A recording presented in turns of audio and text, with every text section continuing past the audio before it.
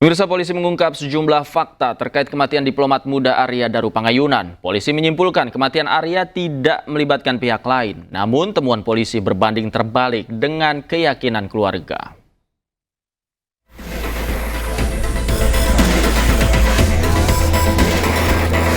Polda Metro Jaya telah merilis hasil otopsi jenazah diplomat muda Arya Daru Pangayunan.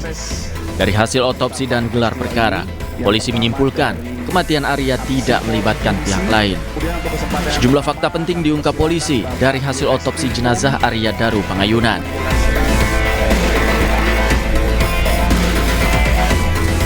Pertama, polisi tidak menemukan kandungan racun dalam tubuh Arya.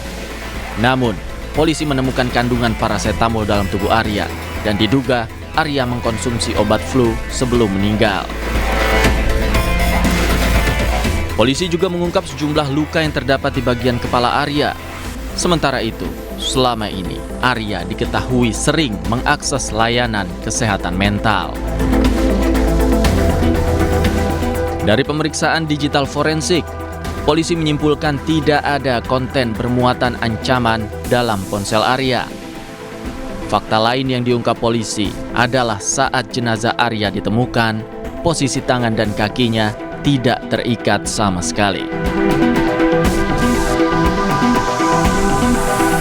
Selain itu, polisi juga mengatakan akses masuk ke dalam kamar Arya hanya melalui pintu dan jendela, tidak ada akses masuk lainnya. Sehingga polisi menyimpulkan tidak ada keterlibatan pihak lain dalam kematian Arya Daru Pangayunan. Meski kesimpulan ini diungkap polisi dari hasil pemeriksaan mendalam, namun motif Arya mengakhiri hidupnya sendiri tidak diungkapkan. Sementara sejumlah kejanggalan juga menjadi sorotan, apalagi sejumlah fakta yang dijabarkan polisi berbanding terbalik dengan sosok Arya yang selama ini dikenal keluarga sebagai pribadi yang baik dan jauh dari masalah. Tim Liputan iNews melaporkan. Pasca polisi mengumumkan hasil penyelidikan kasus meninggalnya Arya Daru Pangayunan, pihak keluarga tidak membantah hasil penyelidikan kepolisian. Namun, keluarga percaya bahwa kebenaran akan terungkap dengan terang dan membawa keadilan serta ketenangan bagi Daru, juga bagi keluarga yang ditinggalkan. Kalau tadi kita menyimak apa yang disampaikan oleh beliau dari pihak yang berwajib, sampai saat ini kan memang penyelidikan masih berlangsung gitu.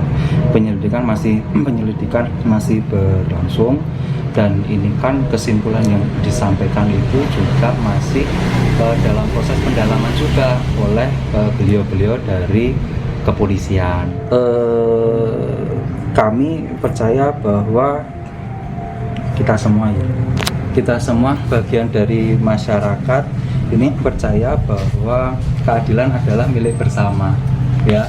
Jadi pada waktunya nanti kami juga percaya kebenaran akan terungkap dengan terang dan membawa keadilan dan ketenangan bagi Daru, juga bagi yang ditinggalkan. Nah, terkait dengan beban kerja, Mas, perlu kami sampaikan juga bahwa namanya orang bekerja itu kan pasti ada beban, gitu. Dan kan pasti ada juga berbagai macam halnya. Hanya saja sepemahaman dan sepengamatan kami terhadap Daru itu sampai sejauh ini tidak pernah menceritakan beban-beban berat yang ada, kurang lebih seperti itu. Memang segala sesuatu itu didiskusikan, dikomunikasikan antara suami dan istri ini dengan cukup baik. Dan pemirsa, untuk membahas lengkapnya kami telah terhubung dengan Komisioner Kompolnas Khairul Anam. Selamat sore, Mas Anam, apa kabar? Baik, apa kabar? Sehat selalu. Baik, Mas Anam, kalau kita menafsirkan apa yang disampaikan oleh polisi kemarin kan Arya meninggal dunia tidak melibatkan pihak lain. Kemudian juga ada indikasi beban mental yang sangat kuat sekali yang diderita oleh Arya. Sebenarnya temuan ini selaras dengan temuan Kompolnas, seperti apa? Ya, yang pertama-tama memang karena tadi ada statement dari keluarga ya, ayo kita hormati bersama-sama setiap orang punya hak untuk mendapatkan keadilan, setiap orang punya hak untuk mendapatkan ketenangan. Ayo kita hormatin sikap itu. Nah, terkait kasusnya sendiri yang kemarin diungkapkan oleh Polda, saya kira dengan berbagai pendekatan ya, ada pendekatan terutama yang berbasisnya saintifiknya cukup lengkap. Ya, saintifiknya cukup lengkap, termasuk juga psikologi forensik, ada digital forensik, ada otopsi ya, kedokteran forensik dan sebagainya. Nah, dari segi itu memang pendalaman kasus ini sudah lengkap gitu. Nah, kami sendiri ya menelusurinya itu kan juga dari keterangan pihak keluarga, misalnya terkait komunikasi dengan penjaga kos misalnya, itu kami konfirmasi dengan penjaga kos. Kami juga lihat bagaimana kondisi kamar di waktu itu, sehingga memang ya secara kasat mata memang tidak memungkinkan orang masuk kecuali dari pintu tersebut. Nah, dari penjaga kos, kenapa mereka berada di situ itu juga atas permintaan istri. Nah, itu kami telusurin semua, termasuk juga berbagai background yang tadi juga sempat disebutkan oleh Mas Meta ya, bahwa ya pekerja ya memiliki prestasi dan sebagainya. Nah, itu juga dijelaskan. Nah, itu kami kemarin konfirmasi di pertemuan pertama kami dengan kepolisian. Bagaimana kepolisian ini bekerja untuk mengungkap ini semua. Nah, itu ketika kami dijelaskan dengan rekam jejak digital, CCTV dan sebagainya, akhirnya memang ya secara saintifik ya itu harus diterima. Gitu ya. Misalnya CCTV-nya digelondorin sedemikian rupa, sehingga kalau di kos-kosan tidak ada orang yang masuk. Ketika CCTV dari Deplu ke kos-kosan misalnya malam itu juga terlihat yang tidak ada orang gitu ya, cuma sendirian misalnya begitu. Nah, itu yang yang tergambar dalam rekam jejak digital, termasuk juga berbagai komunikasi digitalnya. Oleh karenanya ya dari segi substansi yang diperoleh, pendalaman yang diperoleh oleh Polda Metro memang mendalam gitu. Oke.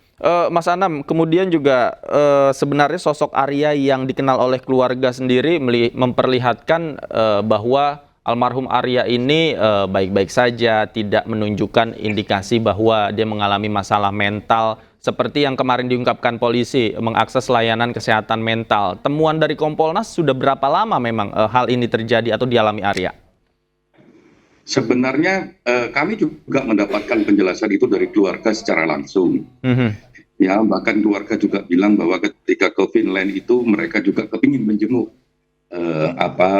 Arya ya. Artinya memang ya bahagia gitu. Jadi penugasan ke Finlandia itu adalah kebahagiaan, tidak hanya bagi almarhum tapi juga bagi keluarga, bahkan keluarga berencana untuk menjenguk. Nah, itu juga disampaikan. Nah, ketika itu disampaikan ke kami memang telusuri gitu. Bagaimana pendalaman terkait almarhum ini. Nah, barulah kita memang dipaparkan rekam jejak digital. Nah, rekam jejak digital ini dipaparkan tidak hanya soal substansi tapi prosedur.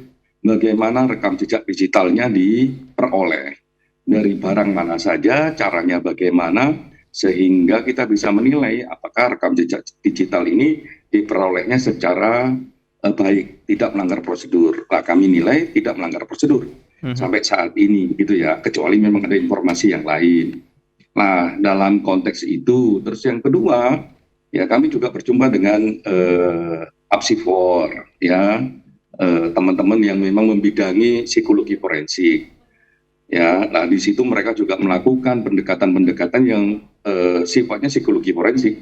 Nah, ketika kami dijelaskan bahannya apa, rujukannya apa, caranya bagaimana, ya kita lihat ya itu karena itu pendekatan keahlian, ya kita harus hormati itu.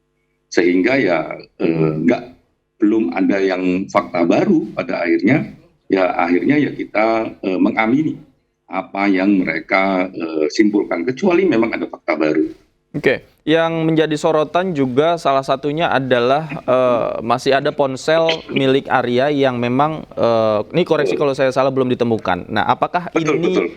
juga terkait dan menjadi kunci tentang fakta baru yang nantinya akan terungkap?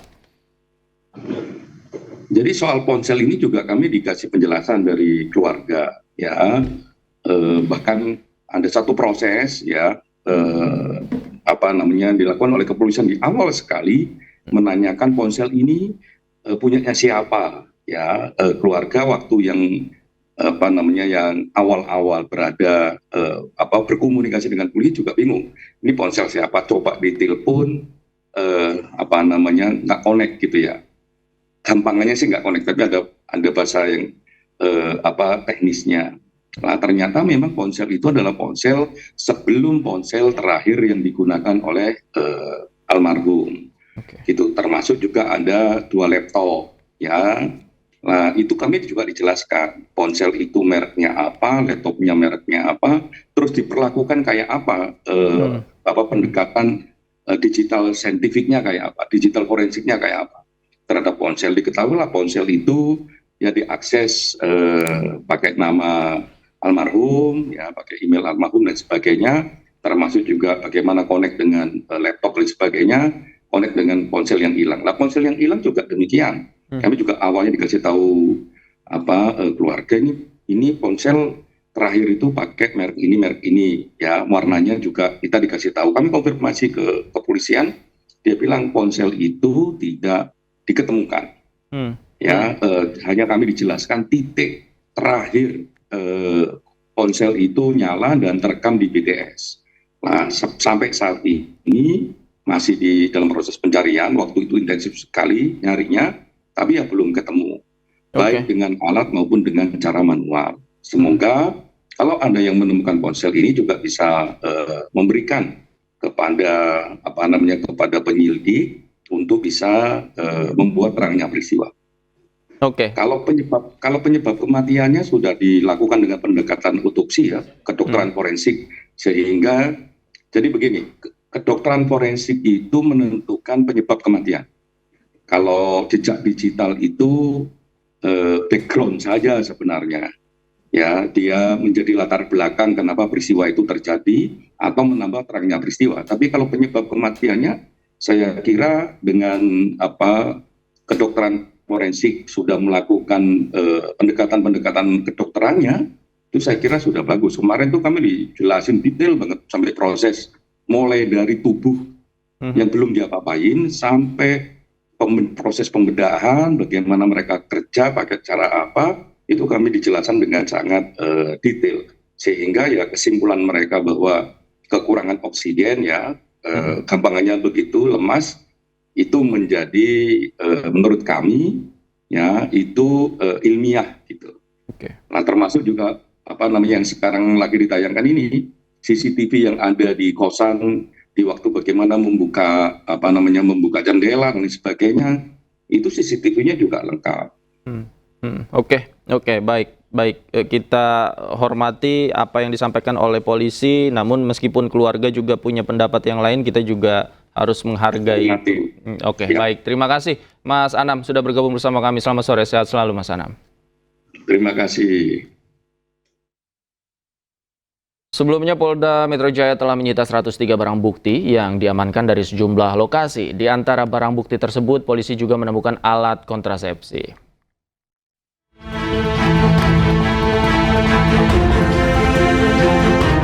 Polda Metro Jaya melakukan penyitaan terhadap 103 barang bukti dalam mengungkap penyebab kematian diplomat muda Kementerian Luar Negeri Arya Daru Panguyunan.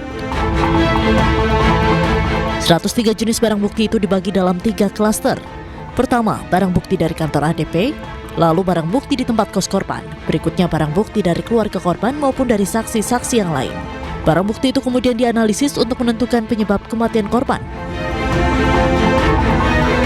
Di antara 103 barang bukti tersebut, polisi menemukan alat kontrasepsi di 2 tempat berbeda. Satu ditemukan di lantai 12 Kementerian Luar Negeri dan satu ditemukan dibuang dalam satu plastik bening bersama dengan beberapa sampah sisa makanan. Barang bukti berupa alat kontrasepsi itu memang ada Jadi itu ada di 2 tempat, baik itu di